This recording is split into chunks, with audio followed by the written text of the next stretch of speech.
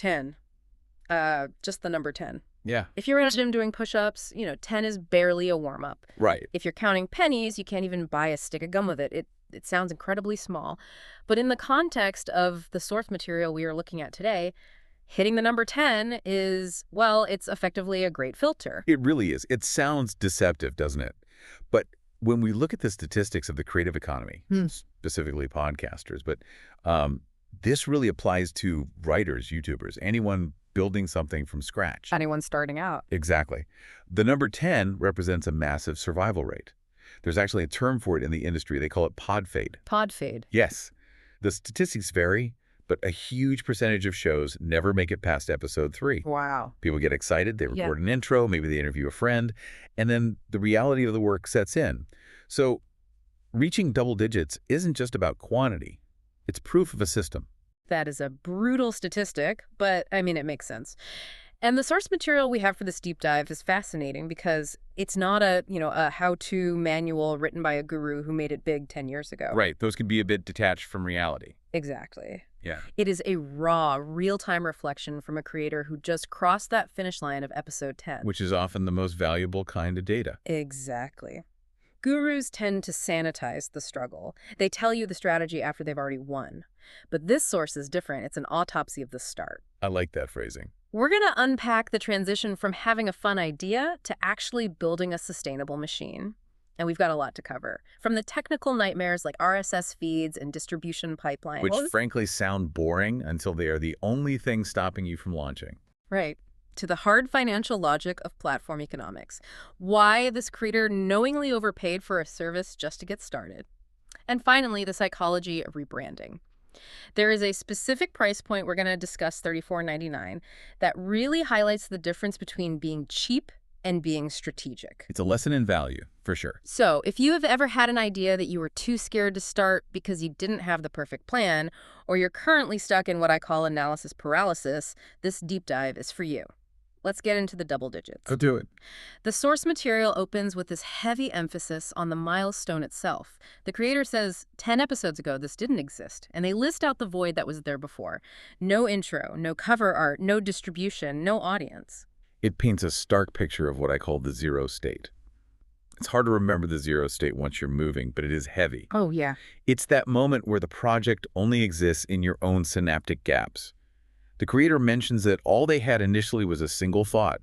What if I actually do this? Which is terrifying, right? Because as long as an idea is just a what if, it's safe. It's protected. Right, it's perfect in your head. The moment you say, I'm doing this, you open yourself up to failure. You invite judgment. That's the threshold. Yeah. And what stands out in the text is the distinction the creator makes between starting and consistency.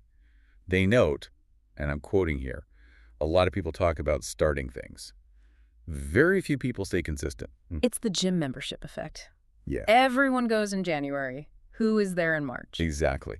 So reaching episode 10 means 10 times they had to hit record. 10 times they had to push through the cringe factor of hearing their own voice. Which we all hate at first. We really do. And 10 times they said, we're doing this anyway. We're doing this anyway. That is such a useful mantra. It's almost defiant. It has to be. Defiance is a fuel source. And the key takeaway from this first section is arguably the most important mental model of the entire piece. Start before you feel ready. The creator is explicit about this. They write, if I had waited until I understood everything, this podcast would not exist. That's a heavy statement. It implies that understanding can actually be an obstacle. It's the trap of preparation. Yeah. We often confuse preparation with progress. You buy the domain name, you research the microphones, you watch 20 YouTube videos on lighting. I've totally done that. We all have. That feels like work. But it's not. It's procrastination disguised as productivity. Because you haven't actually shipped anything. You're just arranging the deck chairs on a ship that hasn't left the harbor. Exactly. If you look at the source, this creator admits they were flying blind. They didn't have a 5-year plan. They didn't have a monetization strategy. They barely had a topic. But they started. This leads us to the part of the text that gave me secondhand anxiety, the technical curve. Because it's one thing to say just start, but then you hit the wall of reality. I want to read this list of unknowns the creator admitted to. Please do. It's a great list. At the moment they launched episode 1, they didn't know which distributor to use, how RSS feeds worked, how redirects functioned. and they didn't understand publishing pipelines. That is a daunting list. For the layperson or for me, honestly, can we pause on that? Because we hear these terms all the time. What do we actually mean by RSS feeds and pipelines in this context? Why is that such a hurdle? Sure, it's vital to understand this, to understand why new creators get paralyzed. Think of the RSS feed as the plumbing. Okay, plumbing. Right. When you listen to a podcast on Spotify or Apple, those apps don't actually host the audio file. They're just reading a signal, a feed that comes from somewhere else. Okay, so it's like a broadcast signal. Exactly. You upload your file to a host, and that host sends out the RSS signal. If you mess up that feed, your show doesn't just sound bad, it effectively disappears. It doesn't exist on the apps. So it's a difference between painting a house and building the foundation. If the foundation is wrong, the house falls down. Precisely. And redirects, which the creator mentioned specifically, are even scarier. How so? That's like telling the post office you moved. If you want to switch from one hosting company to another, you have to redirect that feed. If you do it wrong, your listeners' apps stop updating.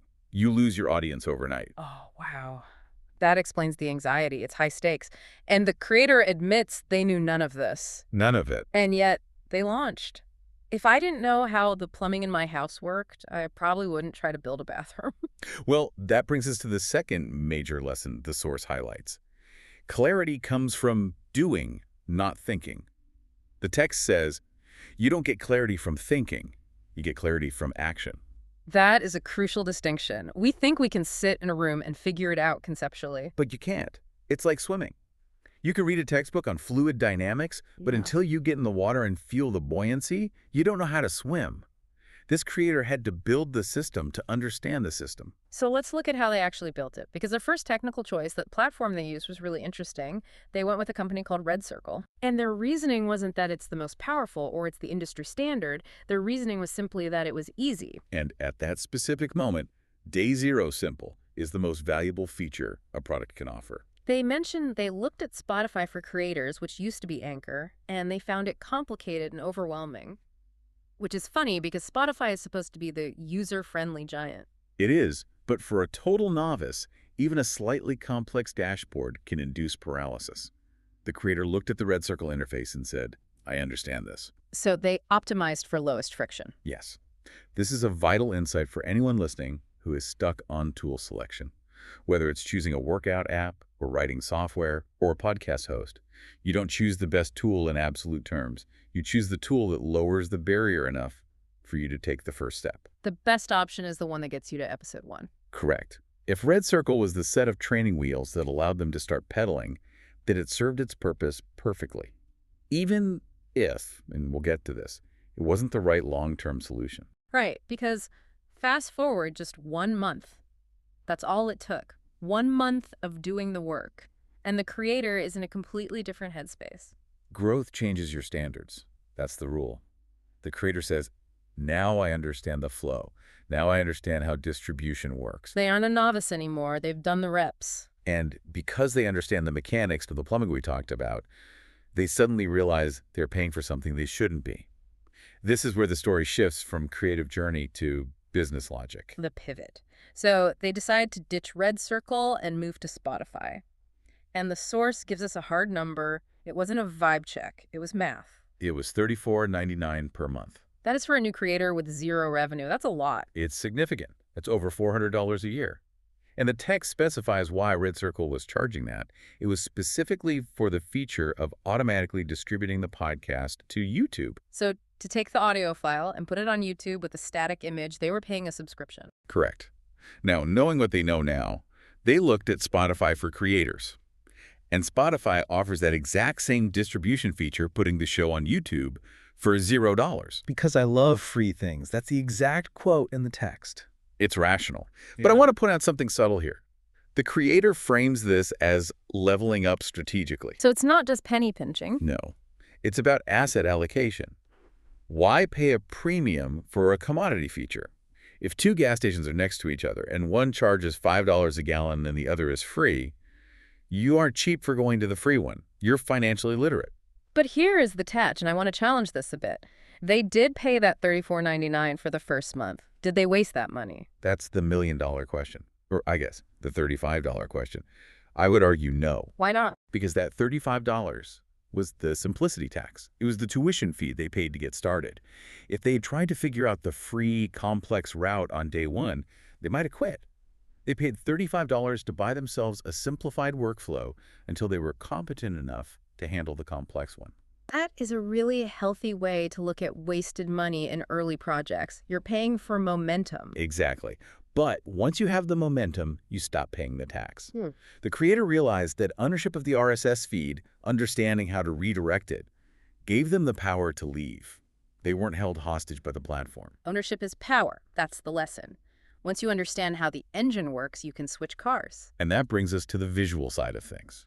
Because they didn't just change the back end, they changed the storefront. The rebrand. The source details a deliberate decision to redo the cover art and tighten the visuals after 10 episodes. And again, note the timing. They didn't do this at episode 1, they did it at episode 10. Which feels backwards to how most people operate. Usually, we spend 3 weeks designing the logo before we record a single word. Right, we brand the ghost. But this creator waited until the identity was forming. And the creator says something profound about why they rebranded. It wasn't just to attract listeners. The quote is, "It told me, this is serious now." It was a signal to themselves. This reminds me of the psychological concept of enclothed cognition. Oh, absolutely. Unpack that for us. It's the study of how what we wear affects our psychological processes. If you put on a doctor's lab coat, you actually become more attentive. If you put on a suit, you feel more professional and authoritative. It seems like the creator was applying that same logic to the digital packaging of the show. Precisely. The source says, if you see something that looks polished, you treat it differently. By polishing the exterior, they were raising the standard for their own internal effort. You can't put a messy, rambly audio file behind a sleek, professional cover. It creates cognitive dissonance. So the artwork actually forces the content to get better. It demands that the audio matches the visual. It demands it. And you can see that in their vision for the next 10 episodes. Right. They outline the future. They say the next batch won't look like the first batch. They want more structure, more intention, more boldness. It's a shift from survival mode to attack mode. The first 10 episodes were about surviving the learning curve, just staying alive. The next 10 are about impact. They explicitly write, this isn't about uploading episodes just to upload. This is about building something that lasts. That is a massive shift from the person who just wanted, what if I actually do this? It's the difference between a hobbyist and a creator. A hobbyist does it when they feel like it. A creator builds a system that works even when they don't feel like it. So let's zoom out. Episode 10 isn't the finish line. No. The source calls it a checkpoint. I like that, like a save point in a video game. Exactly. You've locked in your progress. Yeah. You aren't going to slide back to zero. The creator says, now that I understand the systems, there is no confusion. There is just execution. Just execution. That sounds incredibly peaceful compared to the panic of the first week. It's the piece of competence. You know how to drive the car. Now you can focus on where you're going. So let's synthesize this for everyone listening. We started with a person who had just an idea. They had zero technical knowledge, didn't know what an RSS feed was, didn't understand distribution. They were facing a wall of ignorance. They climbed it by starting before they were ready. They used a simple, slightly expensive tool, RedCircle, as a ladder to get over the initial friction. They bought clarity with action.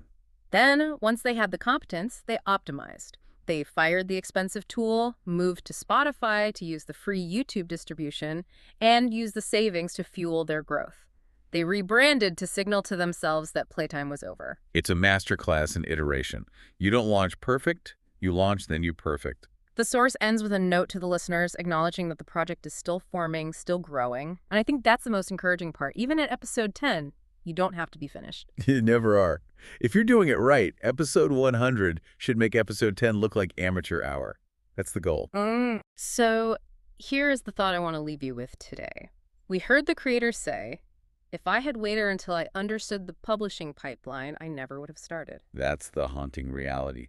The project would have died in the draft folder. So, listener, what project are you stalling on right now? What is the thing where you are trying to figure out step 10, the logo, the LLC, the perfect software before you have even taken step 1? Are you trying to optimize a system that doesn't exist yet? If this deep dive taught us anything, it's that you are waiting for a clarity that will never come from thinking. Clarity comes from doing. So go do it. Embrace the messy start. Pay the simplicity tax if you have to. Just get to your own double digits. And we'll see you there. Thanks for listening to this deep dive. Catch you next time.